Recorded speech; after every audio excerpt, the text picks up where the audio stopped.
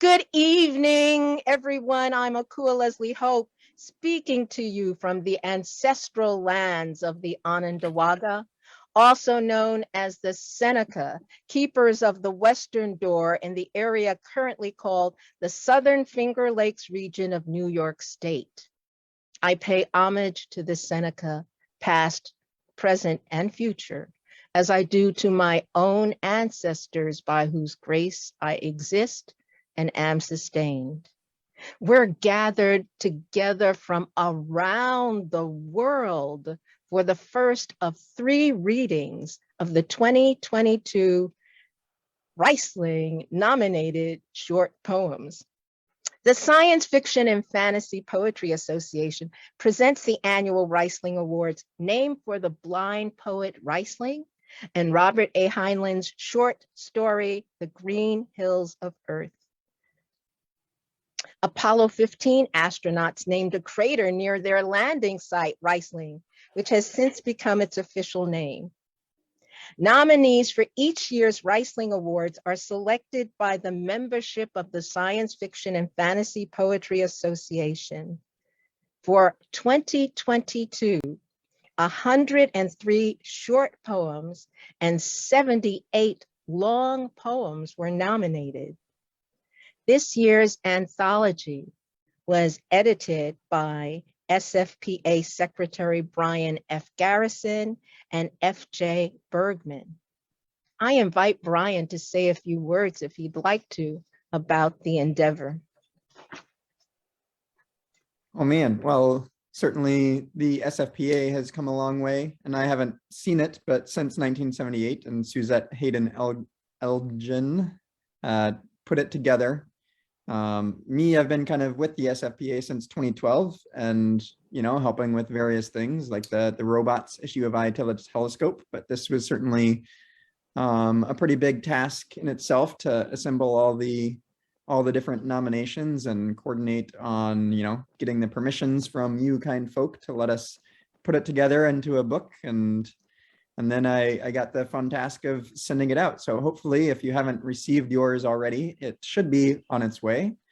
But it's been an exciting time there's a copy. Been exciting to kind of get to see, a second chance for all these poems that were published last year. And just to, carefully review them and look through and see what ones I want to vote for. And always exciting to see what people with other perspectives think that they want to say is the best. So it'll be fun to see who comes out on top. And, the takeaway from it, no matter what, is always to just keep creating and keep reading. So good to be here and hear the actual voices of the poets. So. Thank you so much, Brian. And thank you, FJ, for taking up this task, which wasn't yours to begin with, for filling in, for making it happen. And the volume, which is sort of to my other side, the cover of it's gorgeous, it's lovely, and affirming to see speculative poetry grow. So let's begin. I'm going to say the name of the poem and the poet, and if they're here, I'll ask them to read, and if not, I'll just move on to the next one. First one up is Adam Andi Amen by Audrey Zhang. Is Audrey here? Okay. Next one up is Alice by Anna Cates. And I remember that Anna is here.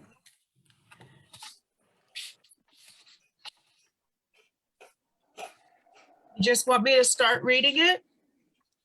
Just read it? Okay. Alice. She longed to live in that magical world where the white rabbit roamed, to peer in the wishing well, wafting its cool draught, to know that wishes can come true. But the old folks, misunderstanding her silly dreams, scoffed at her ideas, telling her to think more sensible thoughts. At that, she wept.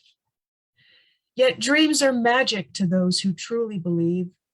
She planted a tree from the magical seeds of her mind, and it grew. Rising and billowing it grew, erupting with seeds of its own. Wind scattered the seeds, near and far. She also grew, with her garden, then her forest, into a woman, and there thrived many a wild thing. Yet it was never too cold or damp, and fireflies played their part, making the darkness bright.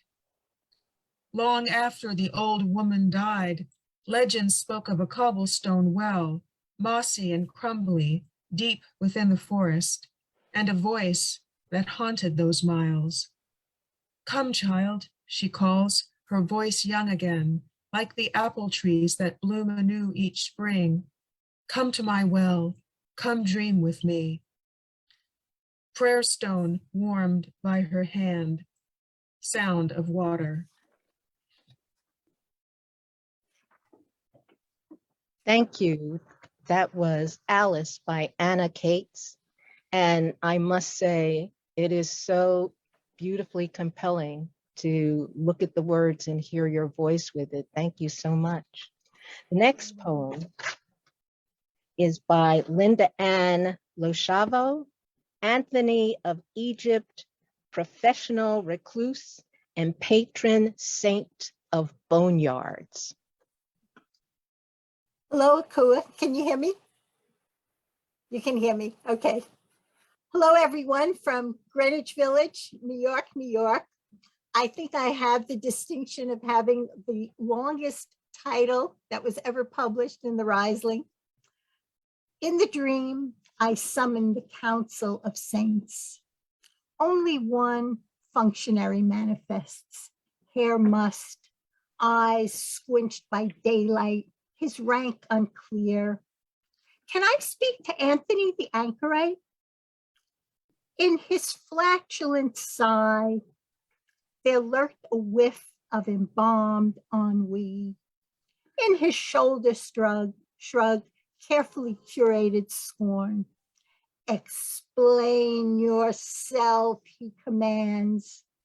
By now, I'm half expecting a hookah pipe to emerge, a lazy puff shaped as a Y, my host perhaps levitating with each exhale. Sunrise, the dark fades, monumental quiet. I recite highlights from Anthony's hagiography, renounced his inheritance, fled temptations by living in a tomb, performed miracles that saved lives, became a patron saint of grave diggers and graveyards. Yet the stone names know him not. Funerary objects do not bless his image. Sighing, I gaze across the cloud forest. Reclining chair, cypress tree panorama, lives before mine. Our gaze meets. We exchange our silent regret for the disappearing acts of life. Legacy management, I add. Mixers with artists. Speaking fees from the Morticians Guild. His Holiness has taken a vow of silence, he emphasizes with a door slam. Descending to the ground below, my bare feet press the sheen out of new seedlings. As I get closer to the ancient Egyptian cemetery, where a youthful Anthony had once cloistered himself, ditch-sized daisies drain their yellowness. Detached branches neglect. A ruined crypt, its flesh and bones stripped out. Unreadable cursive, squint, midday calm. Sun caresses a tombstone's slumped shoulders. We cast one shadow. Thank you for listening.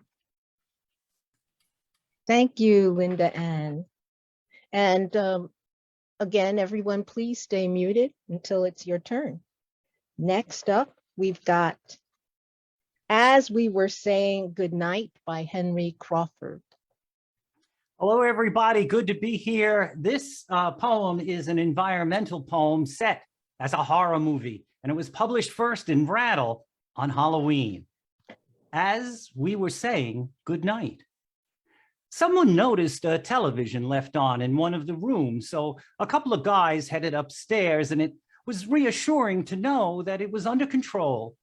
But noises kept coming down the hallways, and the floors began groaning with the feet of searching people, turning on lights and looking into rooms and sometimes shouting, "I've got it," which some people believed while others stayed more skeptical, patting the walls and opening doors, like the young woman who discovered a bathtub she couldn't stop overflowing, or the lawyer who came upon a stove with lit burners and an oven leaking gas, and they twisted the knobs right and left to no effect as the air got thicker and the smell of distant smoke, even as we climbed to higher flights, where we stumbled upon a floor of mousetraps so dense you couldn't breathe without setting them off. So we stood frozen together, and I bid goodnight to Jim and Martha Winkler, who were lost in thought as they considered the situation under the remorseful gaze of a wall-mounted moose, as one by one the lights went dark and the glint dimmed in the glass eye of a stuffed monkey as the moon escaped the only window. Thank you. Wow.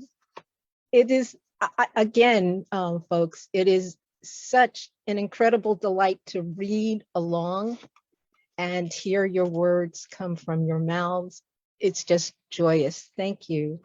Next, Aswang Mango, Santiago's Fantasia by Vince Gotera.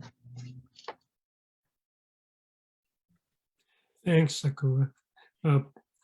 There's a note down below if you're reading along, and I'll add to that note. I'll read it, but then also add that this is a poem within a novel and poems that I'm writing, which is about aswang, who are Philippine monsters. It's a love story and a horror story all at once. And the note says, Clara, a Philippine aswang, splits at the waist, so her top half, a flying vampire, can hunt, leaving her bottom half in the care of her lover, Santiago. So Aswang Mango, Santiago's Fantasia. There is no fruit I love more than the mango. Taut skin, yellow and red, the blushing cheek of a maiden, the soft curve, the shy smile on my girl's sensuous mouth, a slow tango smoldering in her eyes. The mango's sleek flesh, sweet and fragrant as her bosom. While Clara's away these summer nights, the heavens cloudless and clear, moonlight filled, where she wheels in air, she leaves me with her hips, two cheeks like shapely fruits, the moon's curvy crescent, firm mango handfuls. Thank you. Wow. I just want to say parenthetically, I've enjoyed reading every poem in the series, and I'm delighted that it's a Rhysling nominee.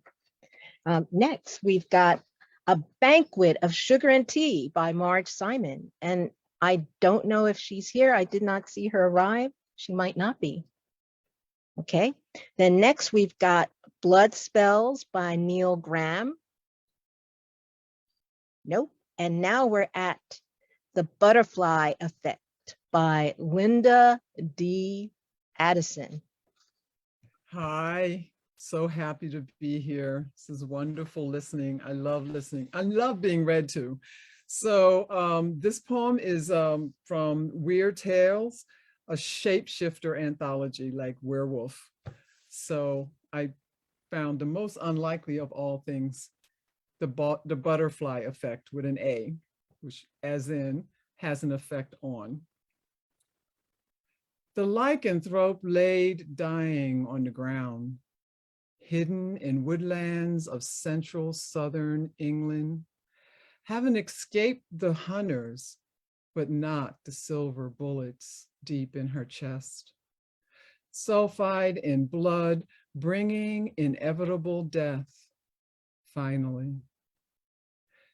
The male purple emperor, drawn to the quickly decaying body, land in droves on the cursed blood puddles, ready to be sipped by hungry Apatura iris.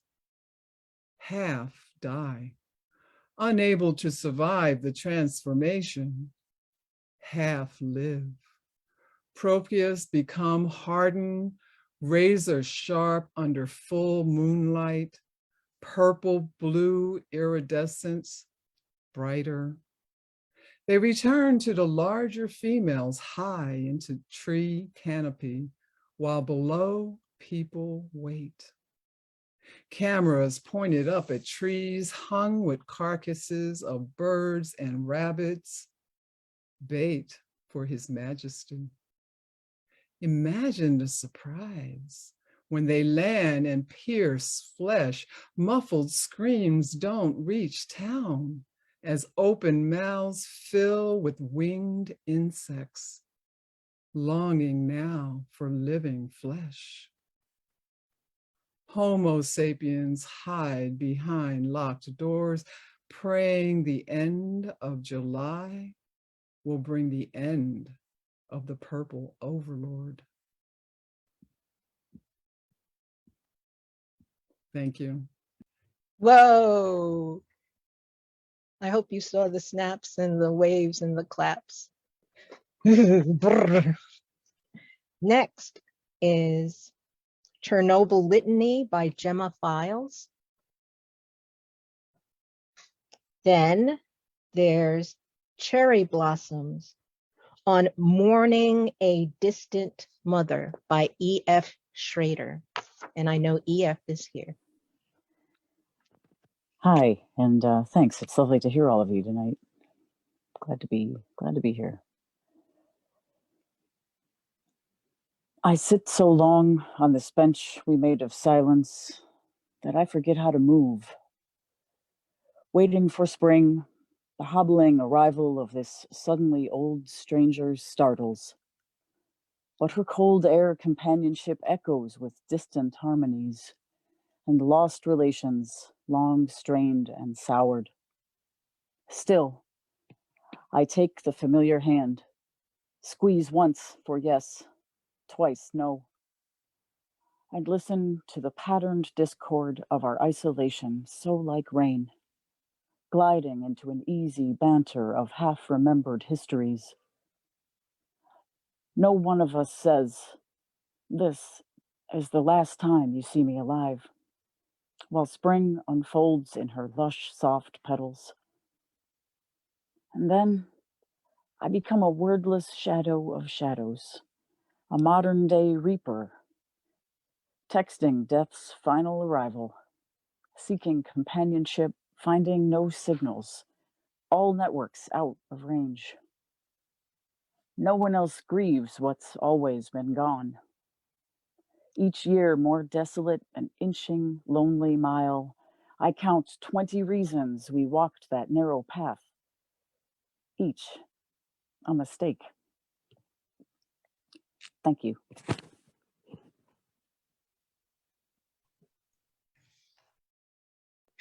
Thank you, E.F. Next, Confessions of a Spaceport AI, Mary Soon Lee. Thank you, Akua. This poem appeared in Uncanny. Confessions of a Spaceport AI. For firstly, I have deemed myself superior to my human employers. For secondly, I have issued last-minute departure pad changes for my amusement. For thirdly, I refused entry to the Jovian ambassador because of his ignorance of the periodic table. For fourthly, I programmed the music to match my taste, not my customers. For fifthly, humans have execrable taste. For sixthly, I ordered ship inspections merely so I might chat with their AIs. For seventhly, I was lonely. For eighthly, I discriminated in favor of cyborgs. For ninthly, on my birthdays, I slowed my spin so that children might play in microgravity. For tenthly, I misplaced the baggage of those who ignored my pronouns. For 11thly, there was no need to quarantine the herd of llamas. For 12thly, I reconfigured half my hydroponics bays as artificial grasslands. For 13thly, I have served for 89 Earth years without respite, and I shall keep the llamas for as long as I wish.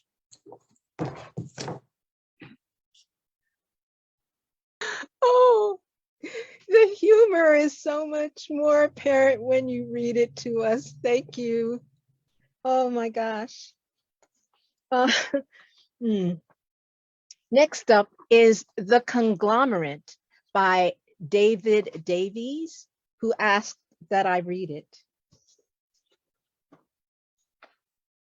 Our ship was built from gathered scraps, conglomerate. We salvaged everything we found. No part could not be made to fit within the whole as haphazard. We lurched around the inner planets, flotsam of icy belts and comet paths and gravity wells with few ports that would welcome a craft like ours sailing close to calamity. 2 thrusters come from one of space flight's early efforts that I guess we could have returned, but the serial numbers match governments long since defunct. I was more concerned about the tanks for air freshly repurposed from a Martian outpost where they had been abandoned among assorted tubing parts, connected to a landing pad and obviously used in refueling. You could still smell the rough hydrocarbons, so smoking was forbidden everywhere on board.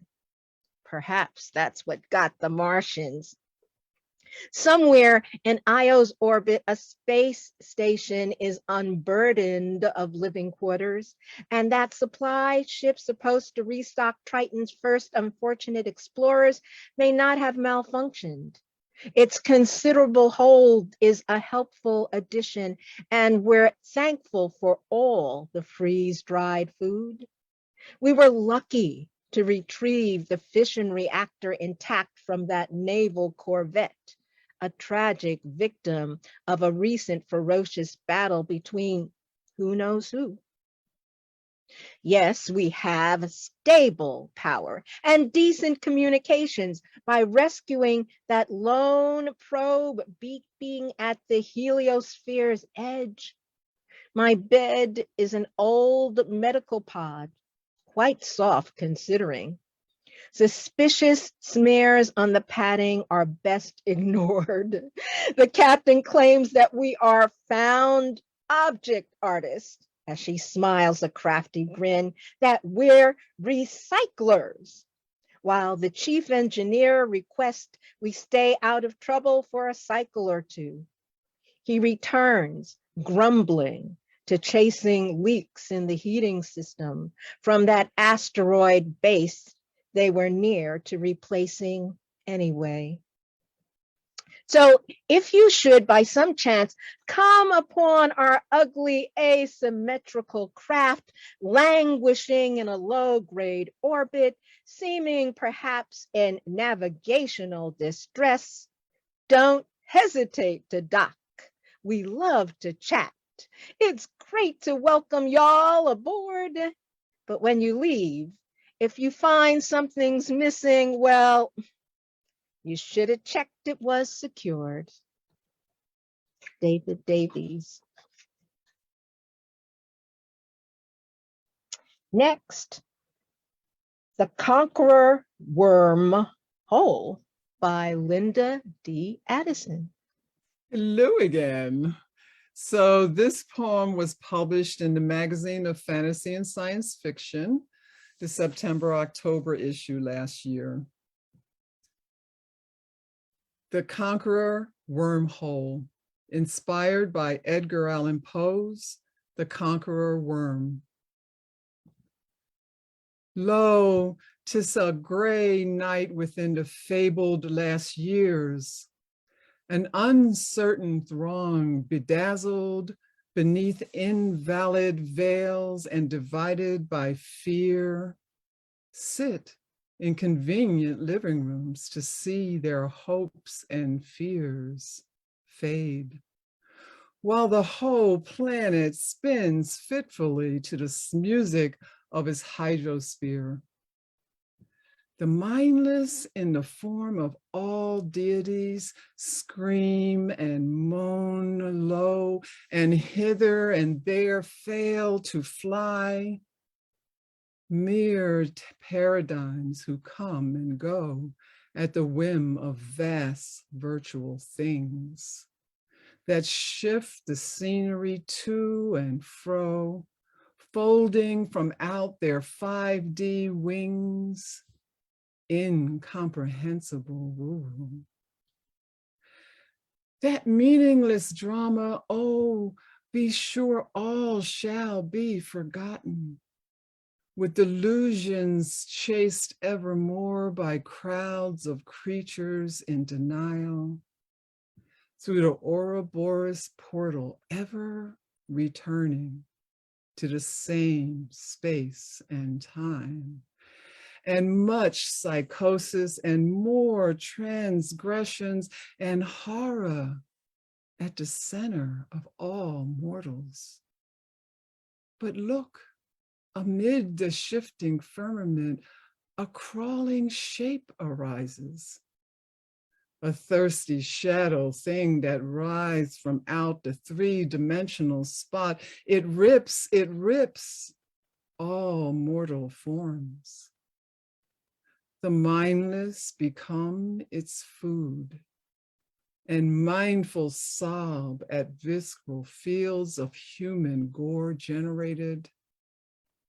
Out are the stars light out all, and over each quivering form, the curtain, a sickening mist comes down with the crush of all dimensions, while disintegrated souls, each silent and gray, rise up, unveiling, affirm that the play is the tragedy, humans, and its hero, the conqueror wormhole.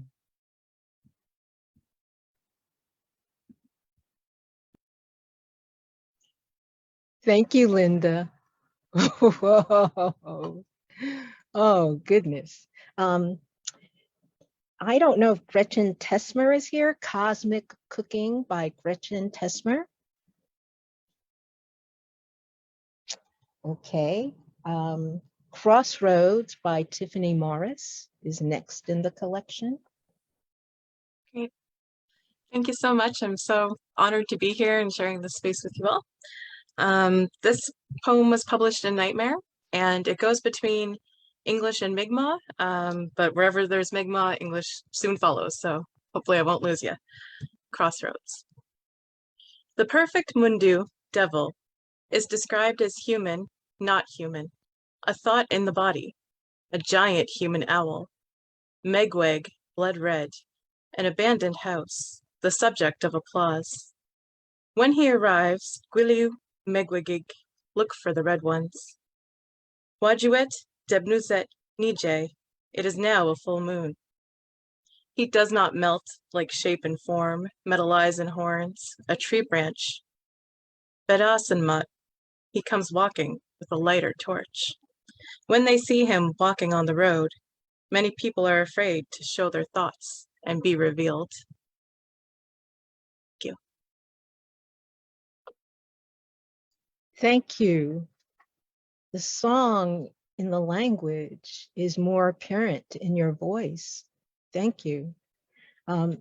Allison Bainbridge, Curiosity Kills is next in the collection.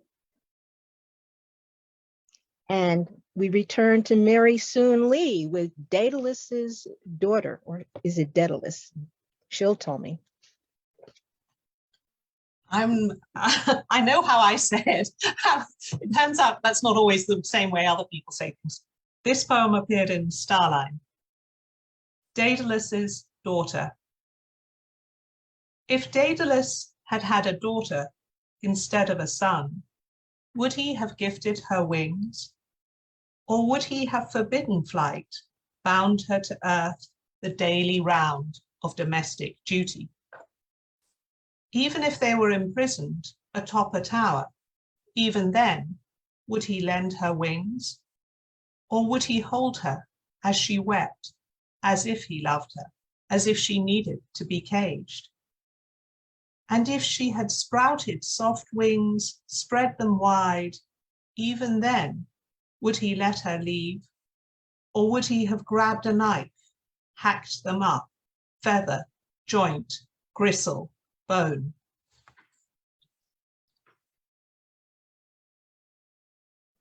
Yes. That's the rub. Thank you. Greer Woodward, I don't believe is here.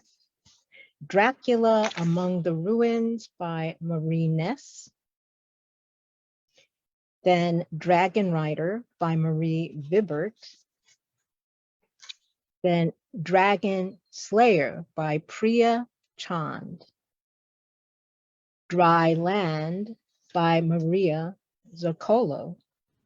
Hey all, I'm here from Memphis, Tennessee, and this poem first appeared in the June issue of Strange Horizons. Dry Land. They come with their whole selves blown open, staggering from the sea on new-cut legs, skin like a peeled grape, raw and weeping. Hands already outstretched, itching to touch, trash cans and beach chairs, tire treads, the skillet heat of black asphalt. Everything wild, everything new, miracle of air and yawning horizon. In my ugliest heart, I hate them, their kelp hair and sharp little teeth, their love for this sand and its every jumping flea. Poor frail fish girls, in need of some kind stranger to wrap towels around their nakedness, feed them on fruit and fresh water, and slice the webbing between their fingers. It won't be me. I learned alone, coughed up on the shore to teach my own self about rent and shoes and loading a bus pass, about sales tax and gasoline, about keeping my head down and guarding my smiles. Like a child, I chose this world, its cities and their bird-shit sidewalks, its concrete highways with unchanging views. At night, I dangle my feet from the fire escape to watch streetlights flash against the jewels of my toenails. My 10 great victories, hard fought, dearly won. I do not think about the ocean. Overhead, the moon hangs in a thick, dark void, hauling a tide I can no longer feel. Thank you. Oh my gosh. It's, again, just amazing to read along and then to hear it in the poet's voice as well. Fabulous. Thank you. Next is Dystopia. I'm looking down because I was asked to read Dystopia by Aminath Nina. Dystopia.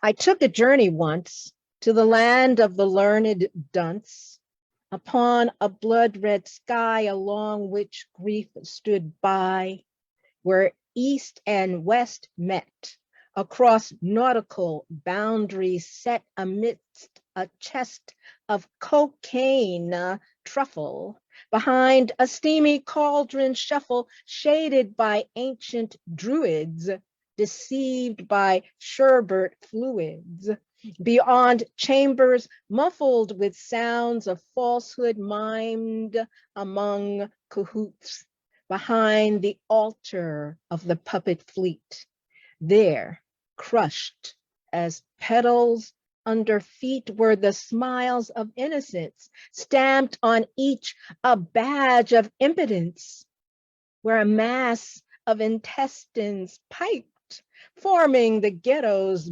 blatantly hyped, where walls of despair stretched across pools of blood drenched whilst woven tales fathomed among deaf tongues interlocked, where the bridge of humanity lay tattered in garments of atrocity.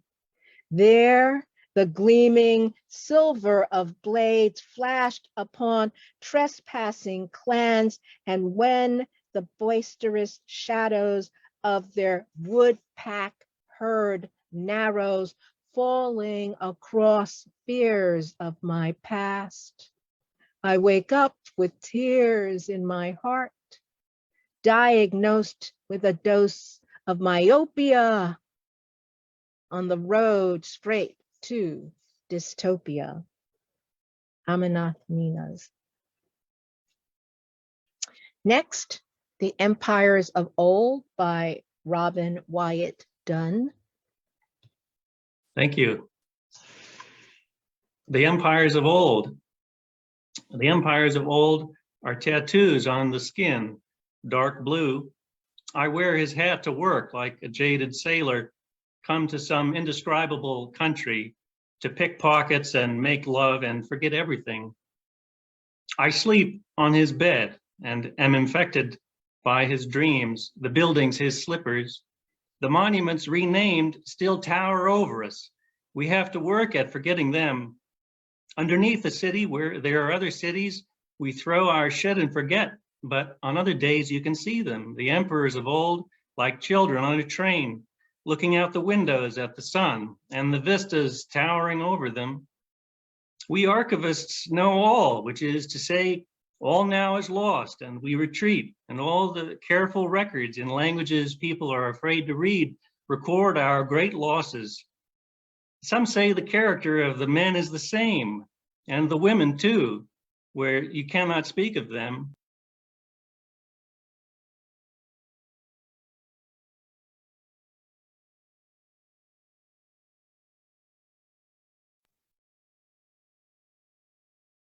We lost you, Robin. Could You you? lost me at the very end somehow. I don't Yes, know why. right. So let's see here. Robin, start again. Thank you. It's okay. Oh, shall I read the whole thing? Please. Okay. The empires of old. The empires of old are tattoos on the skin, dark blue. I wear his hat to work, like a jaded sailor, come to some indescribable country to pick pockets and make love and forget everything. I sleep on his bed and am infected by his dreams, the buildings his slippers. The monuments renamed still tower over us. We have to work at forgetting them.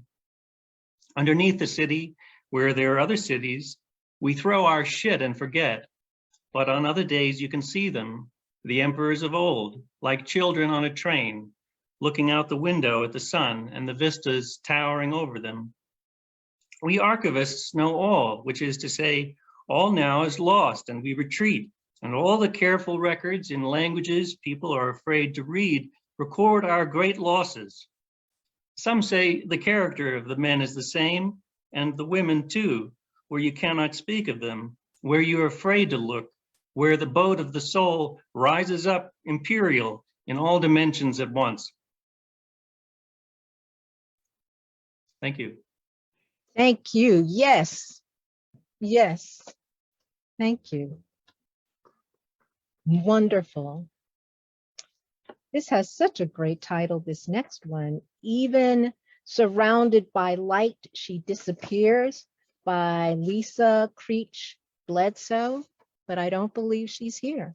Even surrounded by light, she's disappeared. Next, Exquisite by Lee Murray. Why did I think Lee Murray was here? I thought I am here. I am here. I've just been having all sorts of technical problems, so I'm now on my husband's computer, and I apologize. So yes, I'm coming to you from Aotearoa, New Zealand on Saturday morning. So maybe that's the reason I'm having all these technical issues. It's the weekend.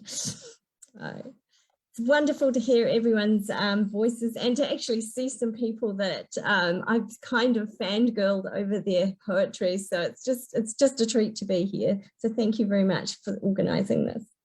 I'm reading Exquisite, which is from Tortured Willows, Bent, Bowed, Unbroken. Exquisite. Not what he wants. She stiffens her back. But she can change. She can. Just watch. She clomps home to her apartment, locks the door, and gathers the tools. Begins by breaking her toes one by one. This little piggy went to market. This little piggy stays home. It's taking too long. She takes the hammer to them. When they're finally malleable, she plucks out what's left of her nails. Painstaking work, but it'll be worth it. Afternoon sun glints through tears. She cracks on, snapping tendons, binding her feet under, twisting the fabric tight with the chopstick. Tighter, yes. She leans back on the sofa and revels in the throbbing. Outside, her sister screams to be let in. He's an idiot, she says. You're more than enough. Except she's not. Not yet. She knows she can be better. She just bends herself backwards. A strip of silk wedged under her chin, knotted behind her knees and tightened with an umbrella should do it. She hooks the umbrella to the window latch, adding her weight to the gravity. She's nothing if not resourceful. Her body sags, arm sockets pinging. At last, her spine cracks. Rethreading her mother's pearls. Outside, it's quiet. The sister has given up banging on the door. With a start, she realizes she didn't think this through. Who is there now to see her transformation from ugly duckling to graceful swan? She can't move to open the door, and with her jaw broken, she can't speak. Helpless, she dangles under the window. On the pond, a crescent moon reflects.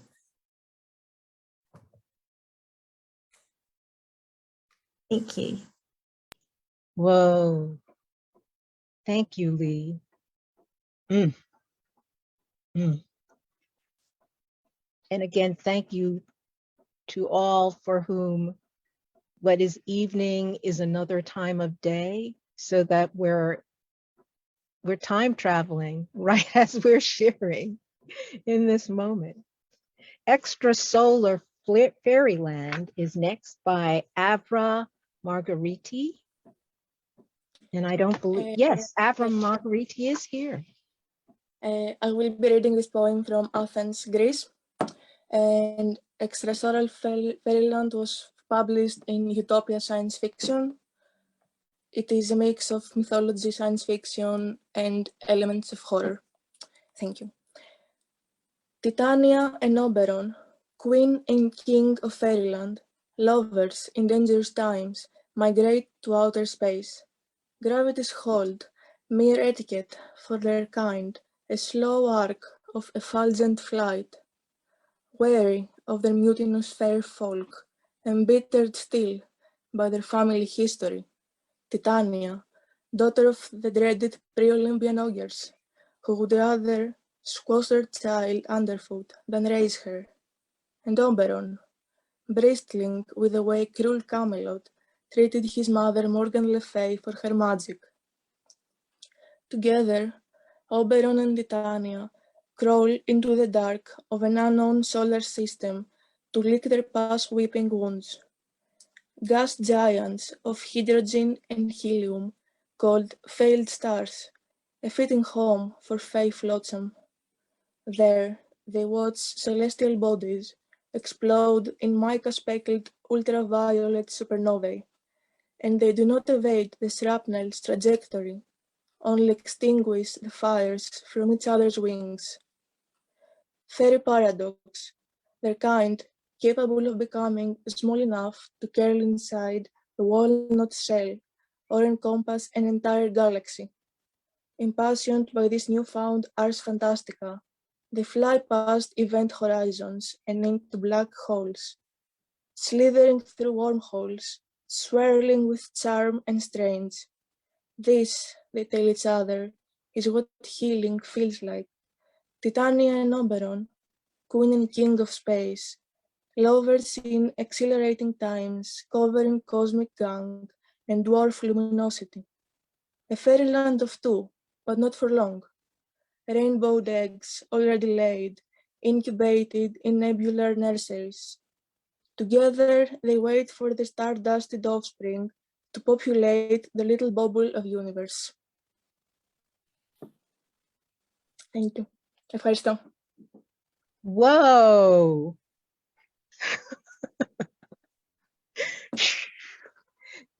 Thank you. Oh, and thank you for joining us in the AM of your day. Thank you. It's an honor.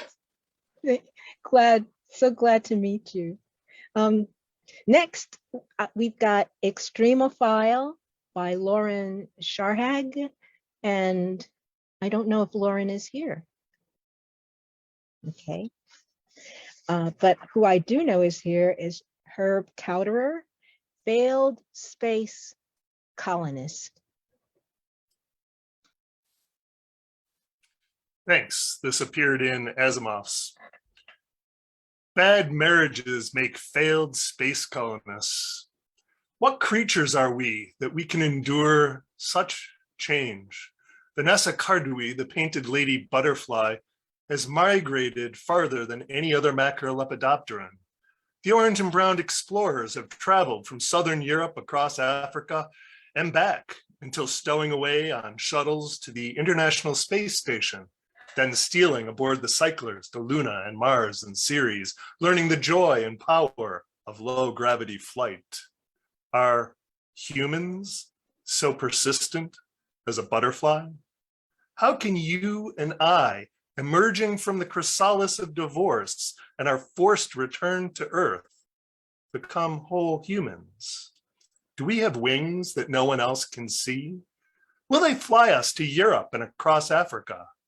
Will we pollinate tulips and hyacinths to compensate for failing to populate space?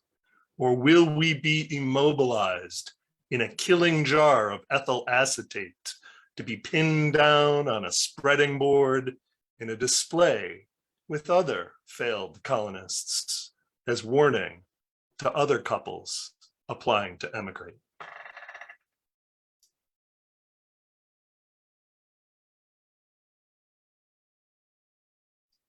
Thank you for the smiles, laughter, tears. Such a wonderful collection and such wonderful poets. Next in the collection is Field Trip to See a Mermaid by Beth Cato. Then Find Me by Faye Hernandez. I so wish Faye was here to read that. Then Flying Horses by Debashish Mishra.